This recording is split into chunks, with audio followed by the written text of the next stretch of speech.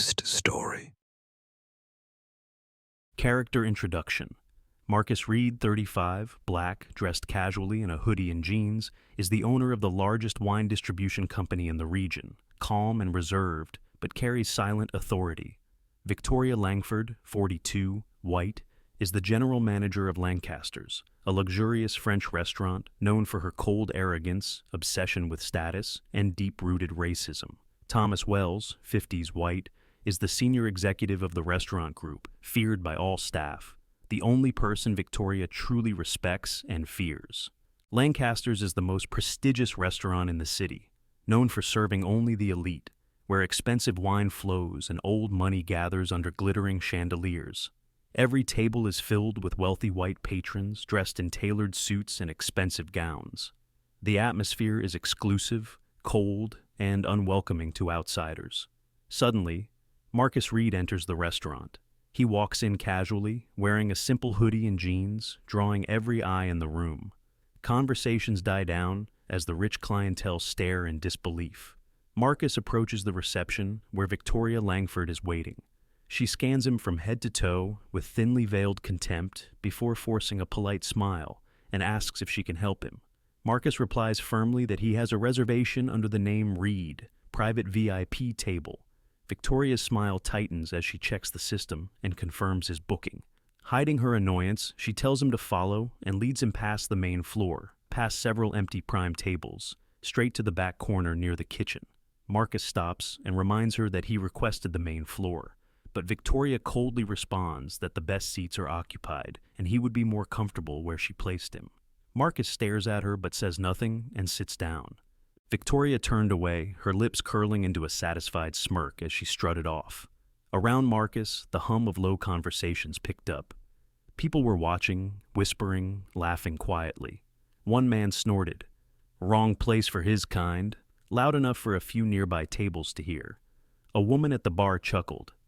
Betty Googled expensive places to look rich. Minutes later, Victoria returned, a devilish glint in her eyes. She spoke louder now, making sure the entire section heard her. "Sir, allow me to recommend tonight's finest Chateau Margaux, 2009. It's exquisite. $5,000 a bottle." She let the price hang in the air, scanning his cheap hoodie with a smirk. "That's probably, what, double your car's worth?" The room chuckled. A middle-aged man 2 tables away leaned toward his wife. "Hell, triple." His wife giggled behind her hand. Victoria tilted her head, her voice dripping with fake concern. "Are you sure, sir? Wouldn't want you stuck washing dishes till next Christmas." Some diners burst out laughing. Marcus kept his eyes locked on Victoria. His face was unreadable, calm, but his jaw tightened. "Bring me 2 bottles," he said, voice sharp, deliberate. The laughter stopped. Just like that, the air shifted. Victoria blinked, caught off guard. "Excuse me?" "I said 2. Marcus repeated, louder, cold. A few guests gasped. An old man scoffed. "What's he doing, flexing his welfare check?" Victoria recovered quickly. "Of course, sir. Coming right up," she sneered, and spun around, rage burning behind her forced smile. She hissed at the nearest waiter. "Clear that table, he's about to learn his place." Moments later, Victoria returned, personally carrying the bottle. She paraded past the tables, exaggerating every step like she was performing. "Chateau Margaux, as requested," she announced, loud and clear. Reaching the table, she paused, her eyes locking onto Marcus's. Without breaking eye contact, she shifted her grip just enough, then let the bottle slip. It fell. A sickening crash echoed. Wine splattered, staining the pristine tablecloth, blood red. Gasps filled the air. Someone whispered, "Jesus Christ!" Another muttered, "That's $5,000 gone." Victoria stood tall, expression blank, but a smile threatened her lips. "Oops," she said flatly. "Accidents happen." She shrugged. "You know, sir, maybe next time, try a place more suited to your lifestyle." She smirked, adding, "Burger joints have deals this week, I hear." A nearby couple laughed too loud. "She's not wrong," the man chuckled. "Look at him." Marcus's fists clenched. He inhaled slowly, eyes burning holes into Victoria's skull, but his voice came out calm. "That's so?" Victoria sneered. "Oh, don't get upset. These places, they're just not built for everyone." A man 3 tables away chimed in. You should have seen your face when she dropped it, man. Priceless. Another laughed. That's probably the closest you'll ever get to a Chateau Margaux on the floor. A waiter, young and clearly uncomfortable, approached Victoria and whispered, Ma'am, maybe we should... Shut up, Victoria snapped. You think he can afford another bottle? He'll walk out crying like they all do. Marcus finally spoke, loud enough for the entire restaurant to hear. You done? Victoria blinked. Excuse me?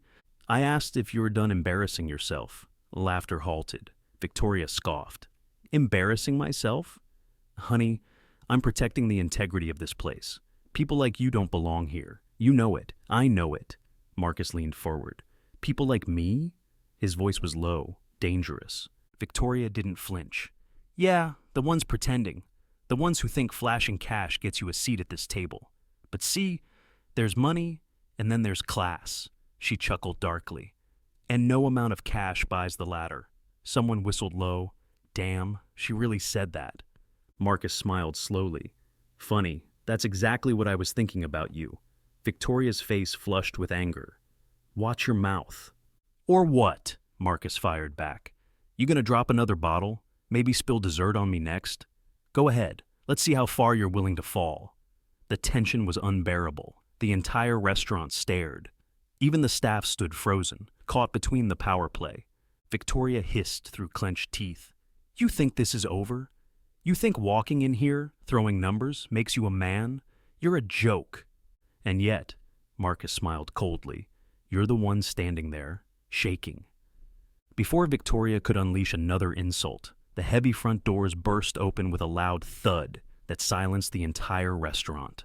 Every head turned as Thomas Wells, mid-50s, sharp suit, steel gray eyes, walked in like he owned the place. Because he did. Power radiated off him, and even the most arrogant of diners instinctively shrank back. Victoria's face drained of color. Mr. Wells, she stammered. Thomas didn't even look at her. His eyes locked straight onto Marcus, then scanned the room full of gawking faces, then slowly turned back to Victoria. His voice cut through the air like a blade.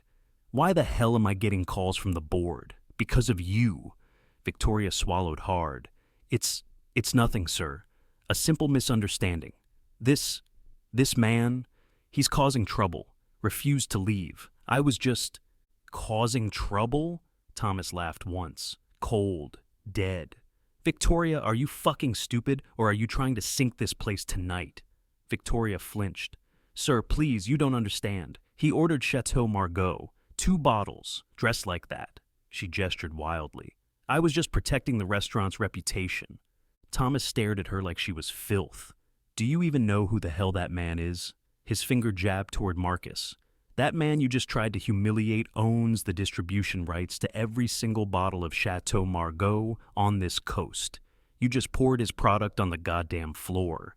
Gasps exploded around the room. Jaws dropped. A woman covered her mouth in shock. The laughter died instantly. Someone muttered, No fucking way. Victoria's mouth opened, then closed. She trembled. I didn't know. Of course you didn't know, Thomas spat. Because you saw a black man in a hoodie and thought it must be trash. You saw color, not class, not power, and sure as hell not money. I was trying to save it. Thomas turned to Marcus, his voice instantly respectful. Mr. Reed, I came the moment I heard. You give me the word, and she's gone, fired, blacklisted from this industry. Hell, I'll throw in a public apology on every damn news channel. Marcus didn't move. He stared at Victoria, cold, calculating, then slowly shook his head. No. Victoria blinked, stunned. No. Thomas raised an eyebrow. No.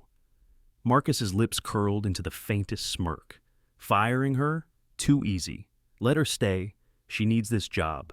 I want her walking past every table tonight, knowing that I own her humiliation. Thomas chuckled darkly. That's brutal. I like it. Marcus's voice sharpened.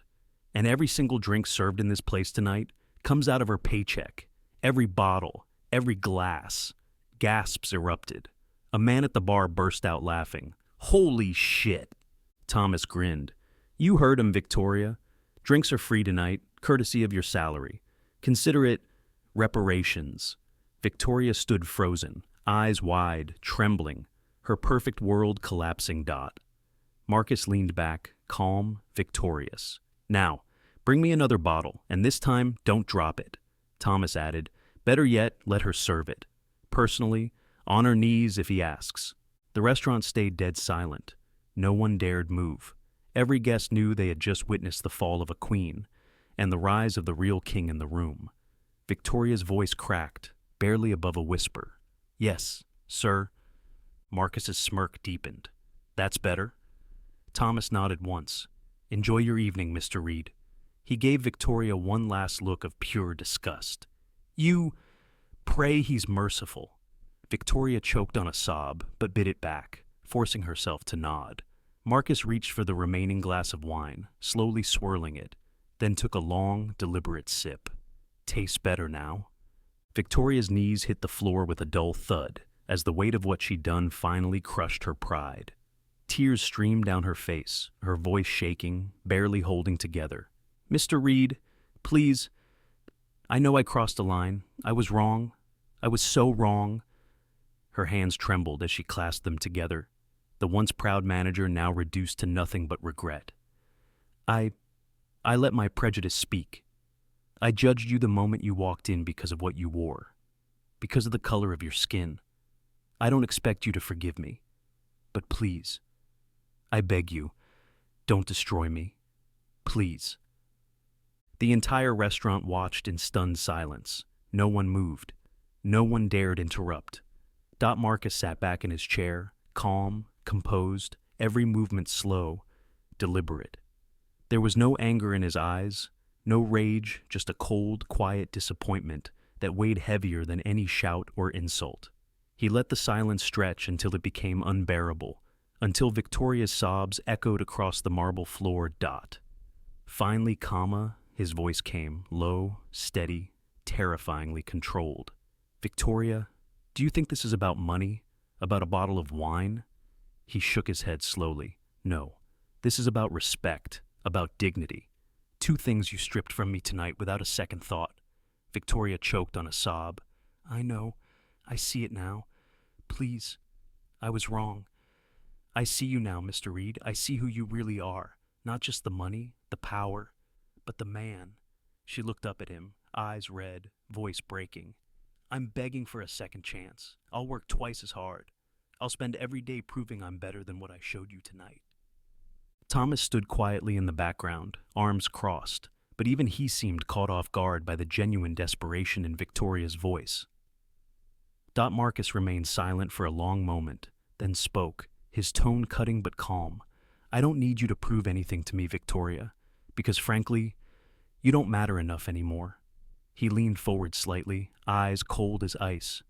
You should pray this night haunts you, not because I'm going to ruin you, but because you'll wake up every day knowing you did that all by yourself. Victoria's breath caught. She nodded, tears falling freely. It does haunt me. It will. Please, just don't make me leave like this. Marcus stared at her a long while before speaking again, his voice softer but no less firm. I won't fire you. That's too easy. You're going to stay. Right here. Every night you'll serve in this restaurant, every time you see a black man walk through those doors, every moment you wonder if he's another me, if this is the night it all comes crashing down again. He exhaled slowly. And you'll remember, class isn't about the suit you wear or the wine you serve. It's about the respect you show. To everyone. Victoria broke down fully then, nodding frantically. I swear I will never forget this. I'll change. I'll never treat anyone like that again. Marcus stood, adjusting his jacket with calm precision. See that you don't. He turned to Thomas. Make sure she stays. Not out of mercy, but because that guilt, that regret, that's hers to live with. Thomas gave a low whistle and nodded. Understood. Marcus gave Victoria one last glance, not with hate, not with cruelty, just a simple, undeniable reminder of who truly won. We're done here. Without another word, Marcus walked away, leaving Victoria sobbing on the floor. broken but alive, forced to live with the weight of her actions, and somehow, that was the cruelest, most merciful thing of all. This story is a reminder that respect should never be measured by appearances, skin color, or social status. True power doesn't need to scream, it speaks calmly, and it leaves scars far deeper than words. Marcus didn't destroy Victoria's life. He let her live with the weight of her own actions. And sometimes, that is the greatest punishment of all. If you felt the power of this story, don't forget to hit the like button, subscribe to the channel, and share your thoughts in the comments below. What would you have done if you were Marcus? I'd love to hear your opinion.